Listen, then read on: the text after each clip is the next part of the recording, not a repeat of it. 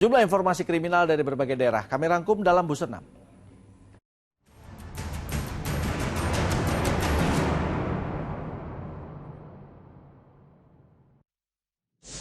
Puluhan alumni dan kader pergerakan mahasiswa Islam Indonesia Kabupaten Tuban, Jawa Timur, Kamis siang menggeruduk Polres Tuban untuk meminta pertanggungjawaban Kapolres atas dugaan tindakan arogansi anggotanya hingga dugaan tindak pelecehan seksual.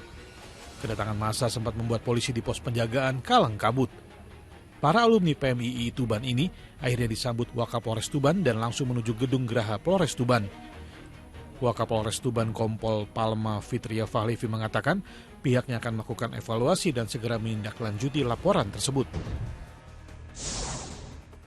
Aksi penyamretan yang menimpa seorang wanita Parubaya di kota Semarang, Jawa Tengah terekam CCTV. Dalam rekaman CCTV di Jalan Patriot Selatan, Kelurahan Purwosari, Kecamatan Semarang Utara, Kota Semarang, seorang pelaku dengan mengendarai sepeda motor tanpa plat nomor berputar arah usai melihat sasarannya. Korban yang sedang berjalan tiba-tiba dipepet dan dirampas tasnya hingga terjatuh. Setelah berhasil merampas tas milik korban, pelaku langsung kabur. Warga sekitar sempat mengejar pelaku namun gagal. Korban harus kehilangan 1 unit handphone dan beberapa surat kendaraan yang ada di dalam tas. Korban yang sudah melaporkan kejadian tersebut ke polisi berharap pelaku segera ditangkap. Aksi pencurian sepeda motor di rumah warga di kawasan Jalan Jawa, Kelurahan Belawan, Kota Medan, Sumatera Utara terekam CCTV. Pelaku yang berjumlah 2 orang menjalankan aksinya dengan menggunakan kunci letter T. Hanya dalam hitungan menit, pelaku berhasil membawa kabur sepeda motor Matic yang terparkir di depan rumah korban. Aksi pencurian sepeda motor ini telah dilaporkan ke Polres Pelabuhan Belawan.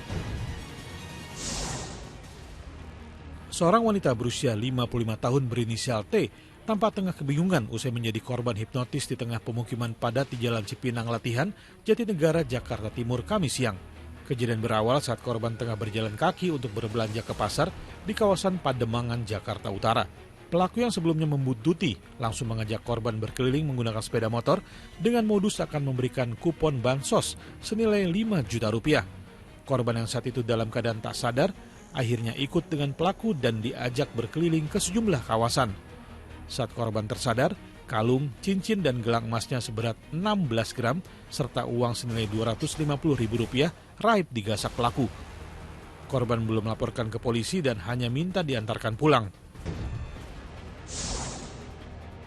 Heri Siswanto terpaksa harus berurusan dengan aparat Polres Blitar Kota karena diduga telah melakukan penimbunan solar bersubsidi.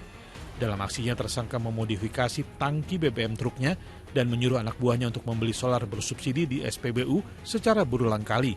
Untuk memuluskan modusnya, pelaku selalu memberikan uang imbalan kepada petugas SPBU senilai Rp15.000 untuk sekali pengisian. Setelah terkumpul, solar hasil penimbunan kemudian dijual kembali oleh tersangka ke sejumlah truk pasir dengan selisih harga Rp1.500 per liternya. Polisi masih melakukan penyidikan terkait kasus penimbunan BBM ini. Polda Sumatera Utara memusnahkan barang bukti 3 jenis narkoba hasil tangkapan mulai dari bulan Juni hingga Agustus 2023 yang disita dari 24 tersangka. Barang bukti narkoba yang dimusnahkan terdiri dari 47,7 kg sabu, 9.000 lebih pil ekstasi, serta 300 kg ganja. Barang bukti hasil tangkapan ini diselundupkan dari jaringan narkoba asal Malaysia melalui dermaga-dermaga tikus di perairan Asahan. Ganja 300 kg merupakan hasil penangkapan terhadap 2 warga Aceh dalam perjalanan dari Aceh ke Medan menggunakan jalur darat. Ke-24 tersangka yang ditangkap berperan sebagai kurir pengantar narkoba dengan upah antara 5 hingga 10 juta rupiah atas perintah seseorang tanpa identitas yang pasti. Ke-24 tersangka akan dijerat pasal narkotika dengan ancaman maksimal hukuman mati.